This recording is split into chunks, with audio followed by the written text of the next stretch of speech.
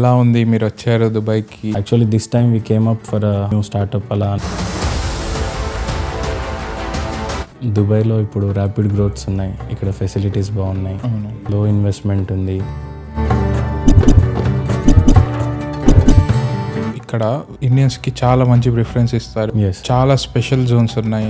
మీరు ఆల్రెడీ ఒక successful entrepreneur అయ్యారు. యాక్చువల్లీ ఇదే దేశంలో 2014లో జాబ్ కోసం మీరు వచ్చారు. ఇప్పుడు నాకు కెనడాకి పంపిస్తా అని ఒక పర్సన్ 3 lakhs మోసం చేశారు.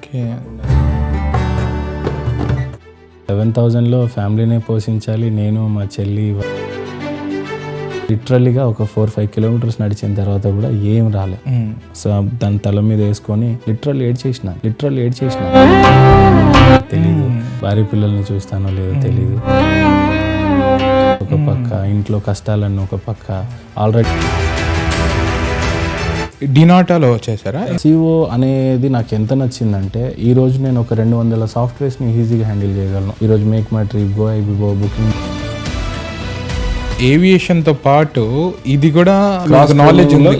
క్రాస్ ట్రైనింగ్ లో ఆ తర్వాత ఎప్పుడైతే హోటల్ సైడ్ స్టార్ట్ చేశానో ఎక్స్పెండిచర్ పోయినా ఇంట్లో కూర్చొని 5 lakhs మిగిలింది. మీరు ఇక్కడ పడిన కష్టాలు, ఆ ఎక్స్పీరియన్స్ అవన్నీ వెళ్ళిన తర్వాత, ఆ సక్సెస్ చూసిన తర్వాత మీకు ఎలా అనిపిస్తుంది? ఇక్కడ నుంచి ఇండియా నుంచి రిటర్న్ పోయిన తర్వాత ఏదైనా జాబ్ వెతుక్కుందామని పోతే 12,000 ఆఫర్ వస్తుంది, 14,000 ఆఫర్ వస్తుంది. మీరు మంచిగా ఇక్కడ చేసుకొని ఎలా చెప్పను మీకంటే తర్వాత పిచ్చి లేచిపోయిందా. ఈవెన్ ఇప్పుడు సిగ్నేచర్ స్టూడియో ఛానల్ పెట్టిన తర్వాత ఇంత తొందరగా ఫేమస్ అవుతామని మేము అనుకుంటాం. చదువు లేదు అని ఎప్పుడు కూడా ఎవరు ఫీల్ అవ్వకూడదు. చదువు లేని వాడికి ఈరోజు గొప్ప ఆపర్చునిటీ ఒక రియల్ ఎస్టేట్ ఉంది. అవన్నీ ఎక్స్పీరియన్స్తో మీరు ఇంత స్ట్రాంగ్గా అయ్యారు. మీరు మళ్ళీ బౌన్స్ బ్యాక్ అంతా.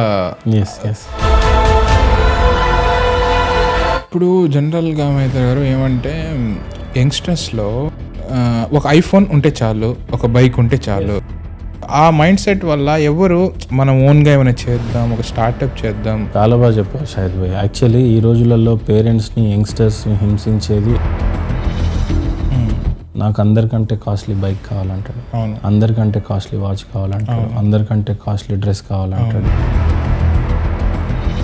ఇక్కడ మన ఇండియాకి వచ్చేసరికి ఇప్పుడు ఎలక్షన్ టైం కాబట్టి ప్రతి యంగ్స్టర్స్కి అర్థం కావాల్సిన విషయం ఏంటంటే ఇండియా 2024లో ఎంత బాగా డెవలప్ అయింది అనే విషయాన్ని అడిగితే ఫ్రీగా పెన్షన్ ఇస్తున్నాం, ఫ్రీగా రేషన్ ఇస్తున్నాం, విడోస్కి పెన్షన్ ఇస్తున్నాం, ఇవి చెప్పుకునే స్థాయికి మాత్రమే డెవలప్మెంట్ ఉంది. ఏ రాకెట్ ఎంత బాగా నిర్మించాం.